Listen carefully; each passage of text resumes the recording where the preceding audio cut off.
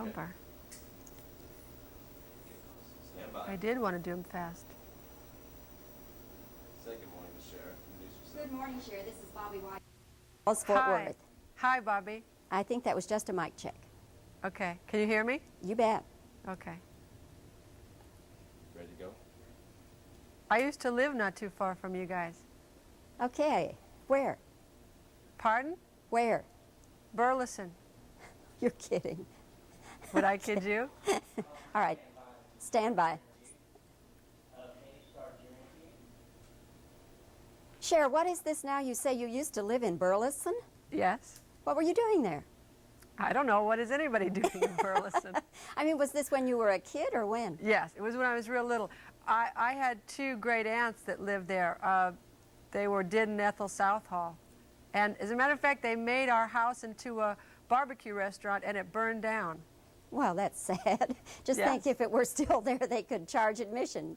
Cher No, they were grew dead up by here. then. Hey, listen, Cher, you are really wonderful in mask. Thank you. I just enjoyed you tremendously. But I kept thinking, you were playing Rusty at a time in her life when her lifestyle would be a turnoff to many people into the biking and the drugs and so forth and so on.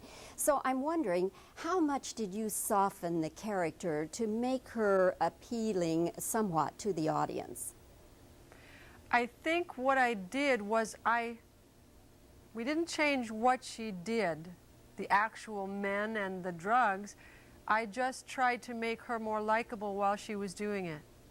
I don't think that we really softened her actions. We just softened the act of her doing it.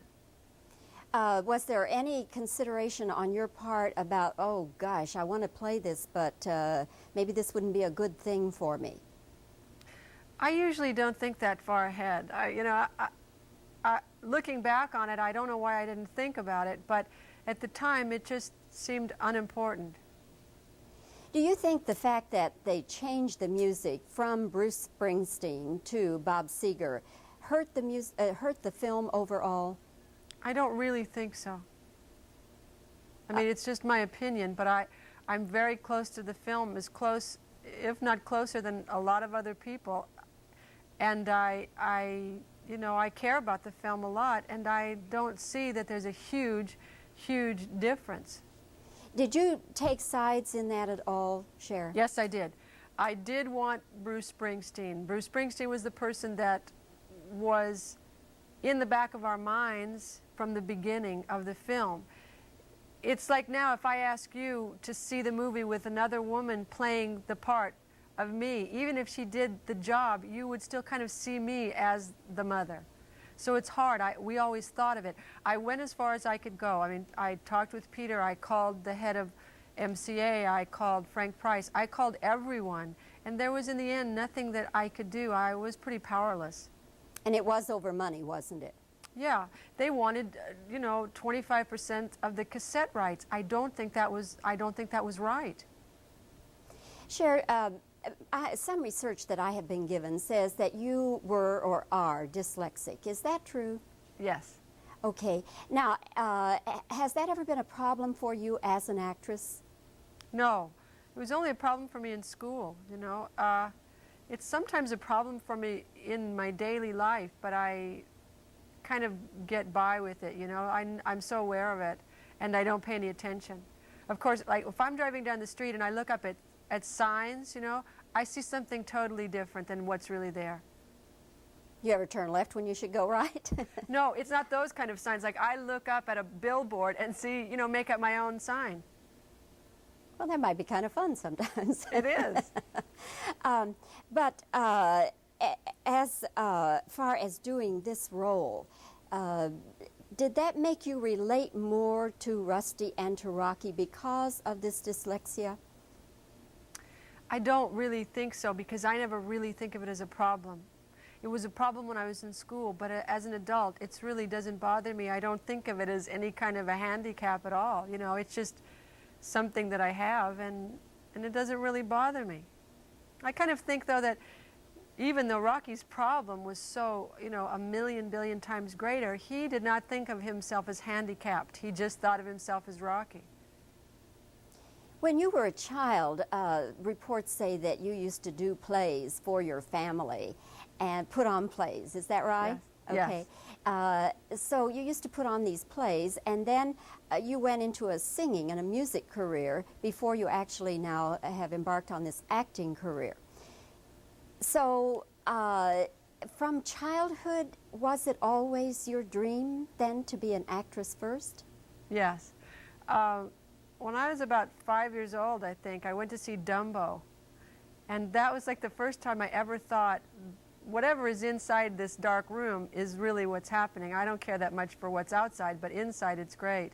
And as I got older, different movies would be really important, and it was a lot more appealing to me than the outside world, which I didn't really get along in that well. So I thought, that's what I'm going to be. What kinds of plays did you do as a child? They were terrible. I used to write little sketches for my sister and I, and then we would hang like blankets around and make a little stage and make my mother sit there and watch us. I'm sure it was boring, but she laughed like crazy. Did you try to be funny or dramatic or what? Both. And we always would play, like, I would play 10 parts. My sister was always the girl, you know, and we would make like long braids and out of yarn and things like that. And I don't even know what we were doing. But it was fun. Yes. Do you worry, Cher, since Mask is your first starring role, do you worry that if it's not a big hit, that it will hurt your career? You know, it's not that I really don't care, but I really don't care. I wanted to do this movie. I didn't really care if it was going to be a hit or not. I mean, of course, I would rather have people go and see it because I think it's really worthwhile. But when I took the part, a lot of people said, you know, this is a really strange woman. People might not like you for the way this woman is. And the better you play her, the more they might not like you. And it didn't, I just felt that it was important to me to play this woman, and I wasn't really concerned that much how people reacted to it. Cher, what was your reaction the very first time that you saw Eric Stoltz in his full makeup? Oh, I thought he was really beautiful. I had had the pictures of Rocky for a real long time, and I had seen Eric as Eric, and the first time I ever actually saw him as Rocky, it was kind of like seeing a friend, you know, someone that you knew about but that you'd never met. But when you met them, you felt like you'd known them for a long time. As you look at your own children, do you sort of, is it there but for the grace of God, or do you just try not to think about those kinds of things in relation to your own children? I think, you know, I think that all mothers look at their own children and think, oh, please don't let anything happen to them. I'll be really great. I'll be a good person. Just don't let anything happen to my kids. But I also think, you know, the thing that's more important to me than that is the knowledge that when Rusty Dennis looked at her son, he was beautiful. And that's what mothers think about their children, and that's why this movie is so important. Not because my children are so beautiful, and that's why I love them. It's that mothers love their children no matter what they look like. Rusty, of course, was pretty heavily into drugs at that time, was she not? Yeah, she was very heavy into him. Was it this situation that kind of drove her to that, do you think? I think that she was a woman that was predisposed, and I think that this helped her. I don't think that Rocky made her use drugs. I think that her own frustrations brought her to that point, and he just emphasized it. As you have talked with her now, what is her feeling? Is she remorseful about how she lived her life then, or how does she feel? Not at all. She really is not. I really respect her. If she was remorseful, I don't know how much respect I would have for her, because she's really honest. You know, she lived her life. She knows it was stupid, but she doesn't try and hide behind, you know, any kind of shield, any kind of, you know, shield like, oh, I did it because of this. She did it because she did it, and she feels that it was stupid and she wished she hadn't done it, but she is responsible for it. Cher, have you heard of any other cases of this genetic disorder? Only one, and that was after I made the movie, and it was here in New York. After I did the Donahue show, a woman came up to me and said that there was a girl in her neighborhood who had this disease. So it really is extremely rare, is it not? Very rare. I mean, very, very rare. And do they? And also, people don't live to be, 6 years old when they have this disease. And it has nothing to do with the sort of thing that was wrong with the Elephant Man. No, it's a totally different disease. Yes. Do you have any fear about the two movies being compared?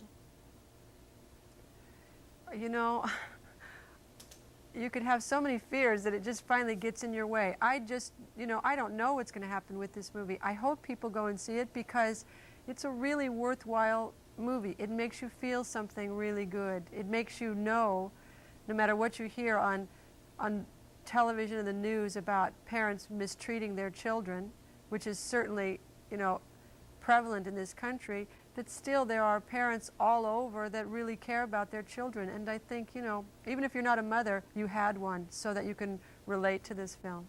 Well, Cher, again, I say to you, it's a magnificent performance, and I wish you the very best of success with it because it certainly deserves it. And the next time I drive through Burleson, Texas, I'll honk twice for Cher. Thank you. Thank you. Bye. Bye.